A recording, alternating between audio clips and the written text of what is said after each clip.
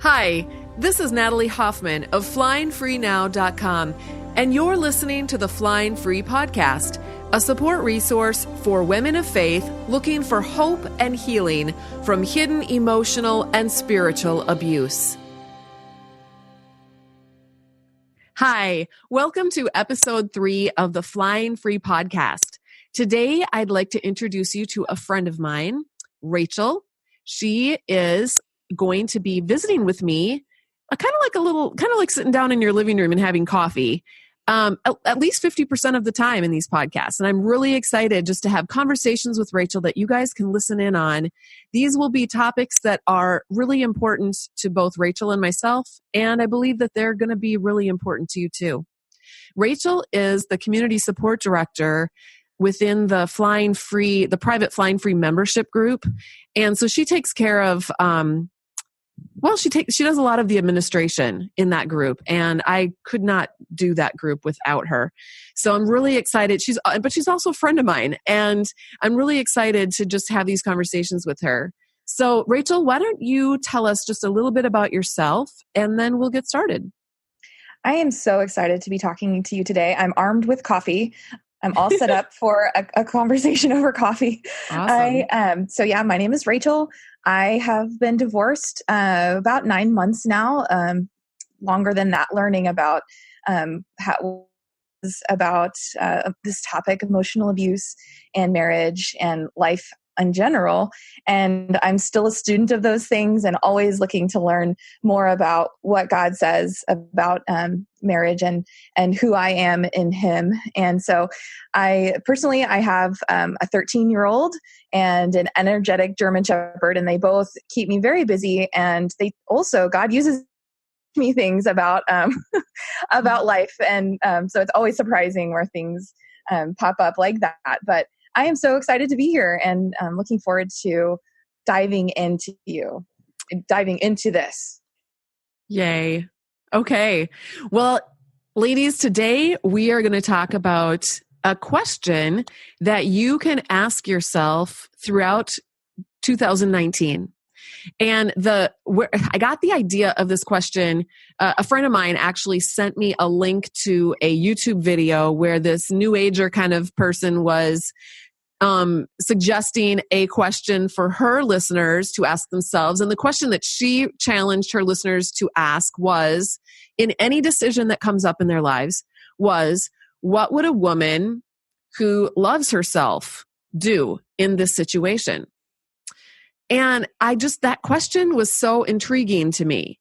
And I thought, how would immediately though, as a Christian woman who was raised very conservative, and I've spent decades of my life in a very, fundamentalist, conservative, religious circles, that question immediately caused, the hair on my neck to stand up, because I automatically have this visceral reaction to loving yourself. When I hear the subject of, you just have to love yourself. Number one, if you would have brought that subject up to me 10 years ago, I would have said, oh my word, that's just, it's such a cliche and it's so stupid. And, why we should be loving other people, right? We love God, we love others, but there's no room to love yourself. And if you love yourself, that's just selfish. Mm-hmm. Mm-hmm. So I was thinking about this question, and I thought, but see now, 10 years later, I really believe that learning how to love yourself is actually one of the keys to your healing and recovery. Mm-hmm. And we'll get into that a little bit more in just a minute. But I was just thinking, okay, so how could I rephrase that question for my readers and listeners so that it wouldn't be quite so, knee-jerk reaction, right? Uh-huh, yeah. So here's how I would ask the question. What would a woman who honors herself do? A woman who honors herself as a child, a daughter of the King of Kings, and who is honored by the King of Kings. All right. Mm-hmm. When you see someone like that, so try to set yourself aside and just picture a woman standing in front of you who is an ambassador and a daughter of the King of the whole universe. And, when I think of royalty, I think they definitely honor themselves. I mean, have you ever seen a person of royalty behave in a way that's dishonoring to them? Well, I suppose there are people that, Well, but think about it. So absolutely not, because then they're dishonoring the entire, system, or maybe even the entire country, because they're representatives of that country, right? Exactly. So really that's such a really good point, because really when you honor yourself, you are actually also honoring your country and your family and right. Yeah. So as Christians, what would I do in this situation? So you can use this question for anything. You can use it for decisions that you have to make, whether it's big decisions like, should I move or should I stay in my home? Or you can ask it for like medium kinds of decisions, like, what's a medium decision? Should I, how am I going to respond to this child who is out of control? Right. Or you can ask it for a minor situation, like, what am I going to eat today for breakfast? Mm-hmm. And if you asked that question prior to making your decision, how would some of your decisions change? So anyway, I thought what we'd talk about though is because of that hang up that I have, and that I'm sure that many of you have when you hear that kind of question, I think that we should kind of unravel that a little bit. Why do we feel like we cannot honor ourselves or love ourselves? What is in our way? So I think, first of all, it is shame. And shame is very pervasive. It is of the curse. Adam and Eve, immediately after they sinned against God by eating what he had told them not to eat, felt shame. They were aware of their own nakedness. They wanted to hide. And shame affects a lot of what we do. And sometimes, I think most of the time, we're not even aware of it and how it does affect us. So learning to love yourself and to see yourself as worthy of God's love is a huge part. And so you have to really dive into what is the shame and how is it presenting itself and keeping me from stepping into the love of God and how the truth of how he sees me because of what Jesus did on the cross. Does that make sense? Yes. I think of the word worth, like worthiness. Yeah. A lot of times Christian women don't feel that they are worth asking for respect, or they're not worth being able to have boundaries, or they're not worth dying for even. If you want to bring it back to your relationship with God, I'm not worth dying for. Yes. And I also know personally that question of worth has been so big in my life. Personally, for me, I always felt like if I didn't work, do, and I asked something of someone else or asked God, of something, I was going to outstep my worth.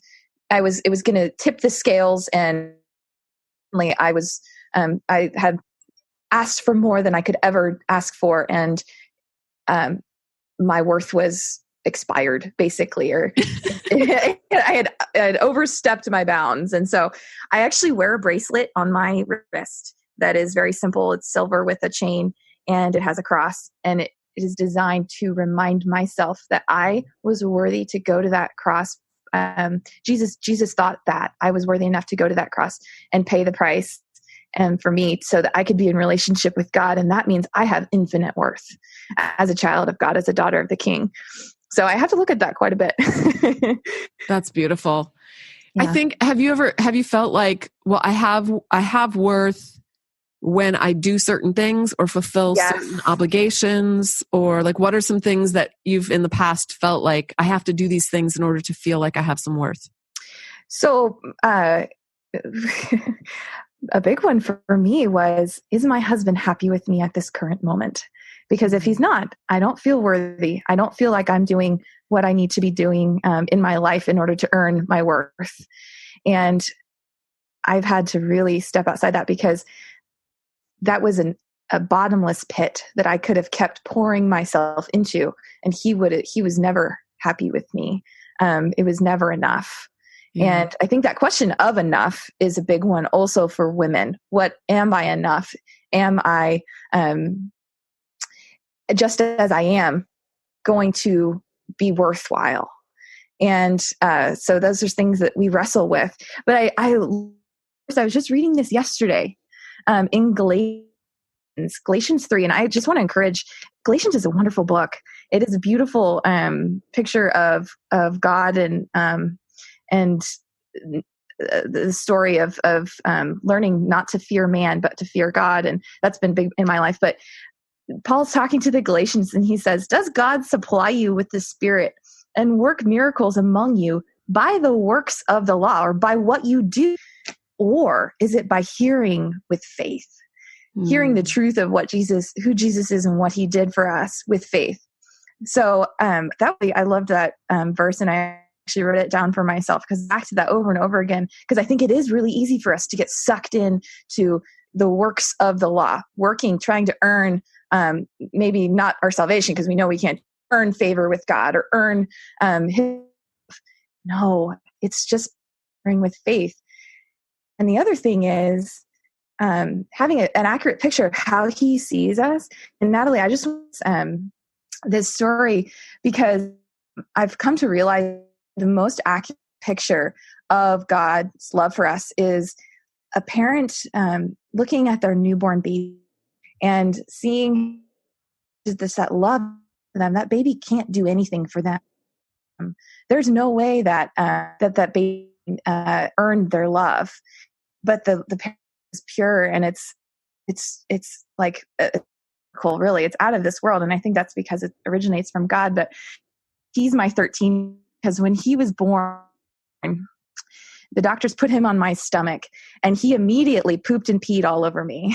A lot of babies do that, right? But so excited to, and I kept saying, "Hi, precious, hi, precious." I was all hopped up on drugs.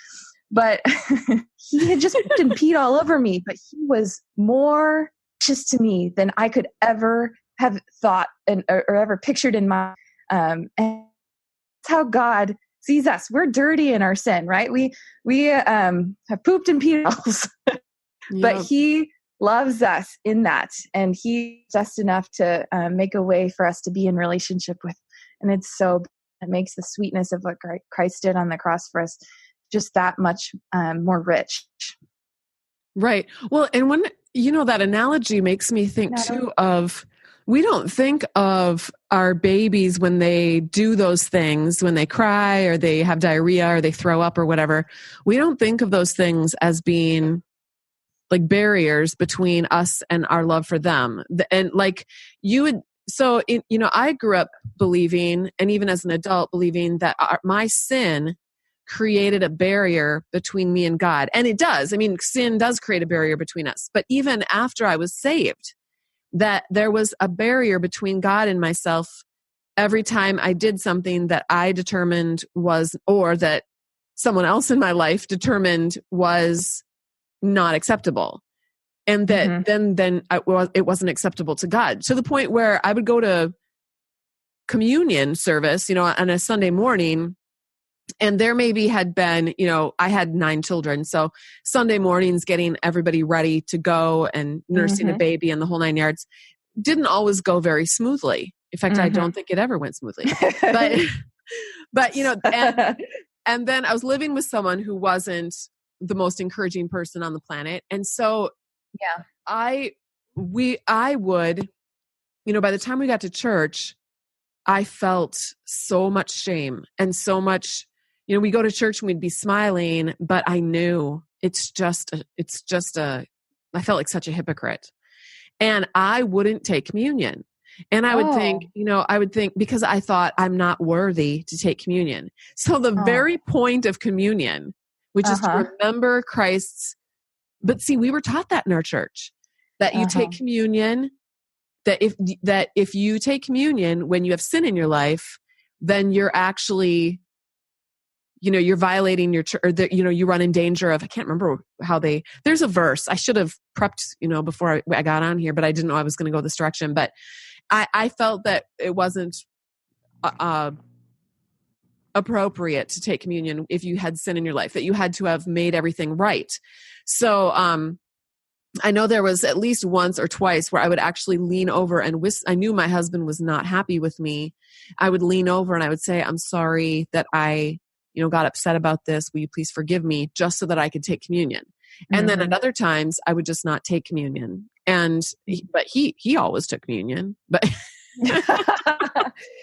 so, but anyway, so I realized one of the things that I had to learn to heal from all of that is that God, like you said, the mother with her baby, God actually understands and knows that we are dust. And he doesn't expect us to be perfect. Really? No. If you were supposed to be perfect before you took communion, nobody would ever be able to take communion. Absolutely not. Yeah.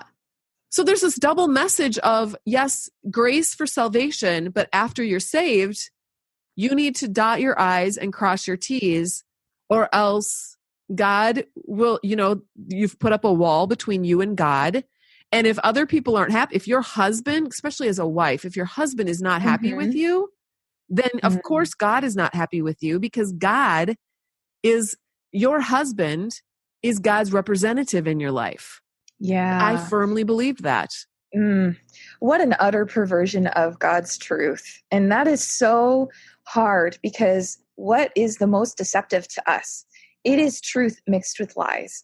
And I think that is what the devil absolutely excels at. And he wants us mixed up in those lies, and he wants us confused, and he wants us fearful that we're going to run afoul of God's love, and that his grace is going to run out on us because we had a really hard time getting out of the house on a Sunday morning.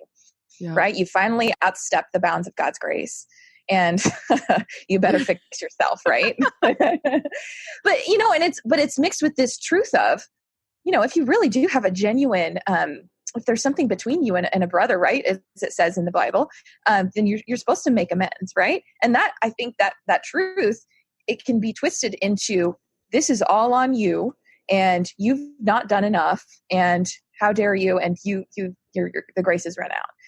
So these good principles for making sure that you're living in harmony with your brothers and sisters are then used as a weapon against you. How horrible. That is awful. And I think it's just a reflection of the fallen nature of this world. And it just, every day when I sort of come to grips with the reality of how fallen this world is, it just makes the prospects of heaven and living in communion with God just so much sweeter. Natalie, I wanted this thought about honoring God with our actions by treating ourselves as an honored daughter of the King. And so what we were talking about earlier with asking yourself that question in 2019, in hard decisions, medium decisions, and simple decisions, or what should be simple decisions, right? Mm-hmm. And I think, this is something I've been working through in my personal life, being aware of what's really going on inside of me, because honestly, for my entire life, in one way or another, I've been in a state of numbness, or trying to avoid pain, I think. And obviously numbness does that, but not really being totally aware of what's going on inside of me and what my real motivations for things are. And it's funny, because I've always thought of myself as a self-aware person. Mm-hmm. Well, I was self-aware because other people told me what my motives were, which wasn't necessarily true. That's one of the things our husbands do that are so damaging, is they tell us what we do, and why we do it. And it's not, it has no basis in reality. So anyway, if there is, a daily, decision that has to be made, what am I going to eat? Am I going to go shopping today? These are neutral things, right? Eating, we have to eat in order to live, and we have to provide, things, groceries or whatever, clothes for our family and ourselves. But I think it's really valuable to ask yourself, what is going on inside of me as I do these things? Because it can be honoring to myself to eat, obviously a nutritious meal or something, but sometimes it's not honoring to eat in a way that maybe, you're eating because you want to numb yourself or because it's comforting to you. That's something I have a lot of personal experience with. So I Same. Well, and so here's the other thing though, as I'm aware of it now, but there's sometimes when I don't know I don't have any other tools other than this right in this moment. And so that's when grace comes in, right? Mm-hmm. It's like realizing like, I'm going to heal from this someday, but I am not there yet. Mm-hmm. Right. But honestly though, it is not honoring to yourself to eat in a way, you know, when you're not hungry, or to eat only sweets or something like that. So, I think it's really important to be aware of how neutral things can play out in your life and in different situations, and not to live by a certain set of rules because the situation changes. Like, you know, that example of like, okay, so I'm going to eat candy by myself in a closet because my husband was cruel to me today. Maybe, you know, that's not honoring to yourself, but maybe in a different situation, eating candy would be honoring to yourself. Like if you're, you know, you made candy with your kids and you're going to try it, you know, Right. together. And it's a place of community, but it has to be, there's no hard and fast rules, and you shouldn't, I mean, there's no formula for these things. It's really about just being self-aware and also open to what God's truth may be telling you in that moment. Right. If it's painful. It makes me think of, you know, you see so many things on Facebook, or there's a lot of mommy bloggers who will talk about their health food journey, or some of them are actually selling products that, you know, and they actually bring in a lot of shame if you aren't doing your life or making the same decisions that they've made for their lives. Right. And I don't know that they intentionally mean to do that. I'm guessing probably not. But I do remember feeling often like I would read things on Facebook, and then I would go to church and I would listen to different friends talking about what they were doing in their lives. And I would immediately be analyzing my own life for all of the ways that I was lacking in all of that. Sometimes I would even say, oh my word, I never thought about that. And then they would say, oh, well, you should think about that. Oh, I would go home and I would just vex over, oh my word. And this is, you know, I had lots of children. I was homeschooling. I had a destructive marriage, and I was under tremendous amounts, and some of my kids were special needs, tremendous amount of pressure to make my life work, you know, and I couldn't keep I felt like people were putting boxes, like had my arms out and people kept piling boxes, more boxes and more boxes on top of my arms, and I couldn't hold them all. Right. And if one of those boxes fell off, everyone would be pointing their finger and saying, you dropped a box. Pick your boxes up. What are you doing? You can't drop boxes. It was just a horrible way to live. None of those people pointing fingers were going to help you pick up a box. Absolutely not. This was all on you. Right?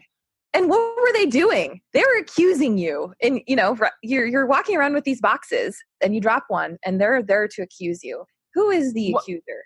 It is the devil. Right. That is not of God. Well, and I think my worst accuser, honestly, was myself. Yeah. Well, that's true. Absolutely. Yeah. Which circles back around to this question of self-love. If you can't accept yourself now, you know, if someone, I mean, I'm still working on this. I'm definitely a work in progress. Me too. Now, if someone were to say something to me that was kind of shaming, or, you know, I see that you're not doing this and you should really try this because this is what I do. And, you know, it makes my life amazeballs. Now my knee-jerk reaction would not be, oh my word, I got to do that. Now my knee-jerk reaction would be, I would see it as being a problem that they have of trying to put their shame on top of me, and it would roll off my back. It would kind of bug me, I guess, but I wouldn't take it on I wouldn't think, I wouldn't feel all of this shame. Yeah, I might feel a twinge, you know, residual, a twinge of residual shame. And then I would talk myself off that ledge because I've been rewiring my brain for the last several years. Yeah. And my knee-jerk reaction just isn't to react in shame anymore. It's to react from a place of self-acceptance and self-love, which I know sounds terrible, but that is healthy, actually. It's healthy to be able to say, hey, you know what? I'm really glad that drinking that particular drink healthy drink works for you. And, that's wonderful that you're even making some money off of it. But I'm making some different choices for my life, or I'm just not there right now. Mm-hmm. And that's okay. And we can, and I think the bottom line, Rachel, is always love. It's not just love for ourselves, but love for the other person and love for God also. If you take away all of the rules and regulations and you just make decisions based on love for yourself, love for others, and love for God, and they're not exclusive. Just because you love yourself doesn't mean you don't love other people. That's what I think you hear, that message, well, if you do something that's honoring to yourself, then you're basically dishonoring other people. No, I can actually say no to this person in an honoring way and honor myself and honor them. Now they might not feel that. They might think, well, the only honorable response to show me love is if you buy my product. Mm-hmm. Right? Mm-hmm. I go to your church, I'm selling this product and I need money and you need to buy it. And that's honoring to me and you're showing love to me to buy my product. So you better do it now. Mm-hmm. Whereas I had to learn that no, I need to live in the uncomfortable feeling that someone's maybe disapproved of me because I had to say no to something. Whether it's no, I can't buy that product, or no, I can't work in the nursery, or no, I can't take on this extra ministry responsibility because I've got other responsibilities. The answer is no. And it's not because I don't love you or don't want to help you. It's because I have priorities, and my priority right now, and they don't necessarily include making sure that you get everything that you want from me. And I mean, I don't know. I think this is huge. I mean, this is why so many of us stay stuck in destructive relationships, because we're just on this hamster wheel of trying to make everybody happy. And that's just that is definitely a hamster wheel. You will never go anywhere, ever. Yeah. So one of the things I've gone back to over and over again, when Jesus is talking about what is the greatest commandment, and he's boiling the law, all these thousands of years of Jewish law and tradition down into this basically one sentence: love the Lord your God with all your heart, and love your neighbor as yourself. Yes. You cannot love your neighbor if you do not honor yourself and love yourself. Yep. So that is, we're stepping aside of what God's called us to do. Because let's think about that. If that person who's asking you and putting pressure on you and shaming you to do those things, if they truly loved you, they wouldn't be doing those things. They would say, well, I want what's best for Natalie. And if she's making that decision, I'm glad for her. But so what they're doing is they're not honoring you by acting in that way. And we don't want to fall into that trap. We want to love people the way that Jesus loved people. And Jesus was the most well-boundaried person I think we could ever look to. He told people no all the time. Right. And he had people wanting things from him all the time, whether they were Pharisees or the crowds or anyone, and he was really skilled at taking time. Like if you look, like Jesus went to rest by himself all the time. He went to pray. He made sure that his needs were being met, because he couldn't go out and serve the people that he was called to serve, put on earth to serve and to die for, if he didn't do those things. Right. And it's the flip is also true, because as we become okay with ourselves saying no, we actually become okay with other people saying no to us. Exactly. Yeah. And think about, I always think about Jesus was okay with people saying no. Not everyone followed him. He didn't, and he didn't go chasing after them or feel resentful. Oh, I can't believe that rich young ruler didn't follow me. He didn't feel resentful. He let everyone everyone has freedom. So when you have that, when you come from that place of strength, you're not only okay with saying no to other people and being okay with yourself saying no, but you're also okay with other people saying no to you. And if I'm honest, I would say that back when I was steeped in all of this stuff, I not only felt obligated to say yes to people to make them happy. I mean, I didn't always do it, but I always felt really, really guilty when I said no, So it's not that noble to say no and then sit back and just, beat yourself up for it and feel bad. You want to be able to say no and walk away and not think about it again, right? Right. Because your worth isn't coming from that person's approval. Exactly. Yes. But then I would also feel like if they didn't say yes to me, I have a favor that I rarely ask people for favors. So, because I didn't want to put them out. Right. But when I did ask for a favor, when I did, cash in my card, I kind of expected that they would say yes. And when they didn't, I would get mad. Like, why wouldn't they say yes? Yeah. I've done all of these things. I have earned enough points that I should be able to cash in and get a favor in return, right? Yes.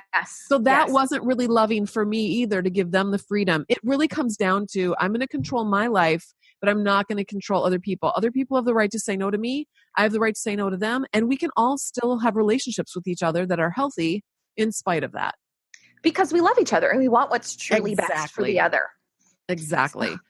So, and we could go into, our time is up now, but we could go into, how this relates to marriage, our marriage relationships when we were in destructive relationships, because this dynamic was huge in those relationships. But we are realizing and we're trying to communicate here that it's not just the marriage. It's our relationships with everybody across the board.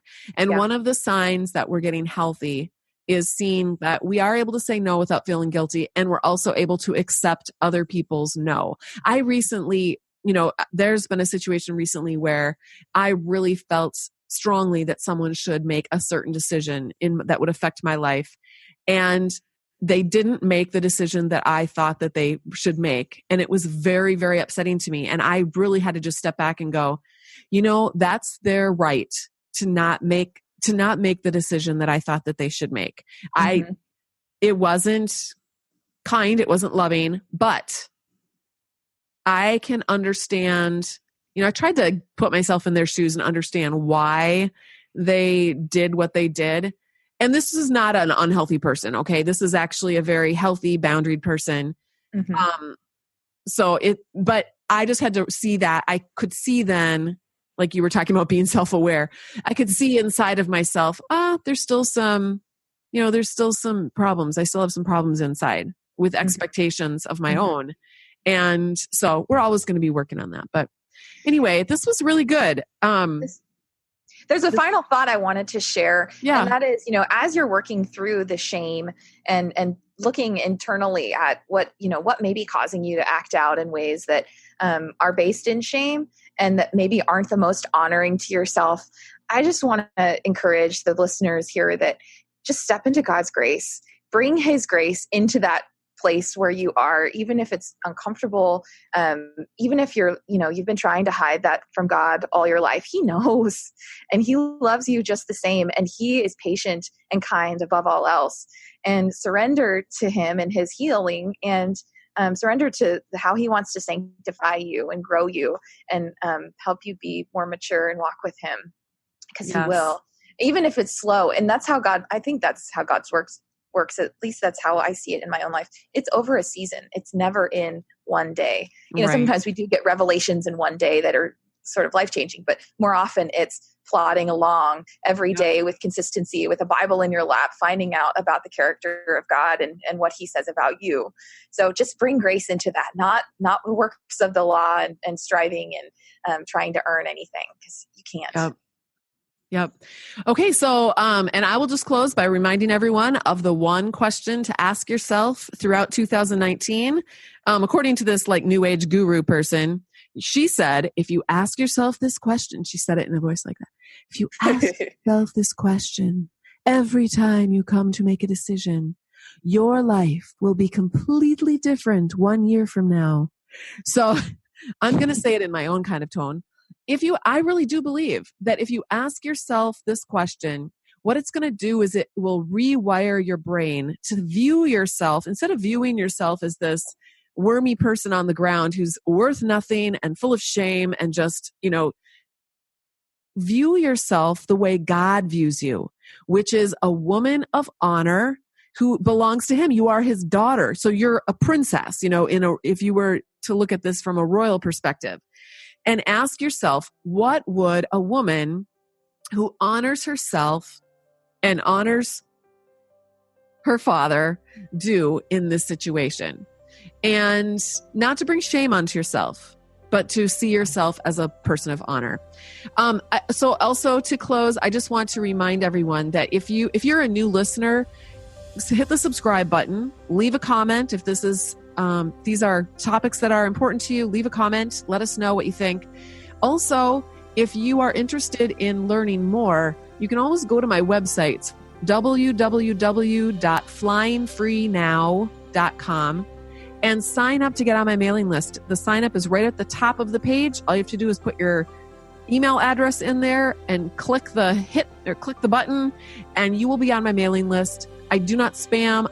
I'll just let you know when there's a new podcast. I'll let you know when there's a new blog article. It's usually a few times a month. So that's it. Thank you for joining me, Rachel. And I can't wait until next time when we talk about a different topic. This is so much fun. Thank you. Fly free.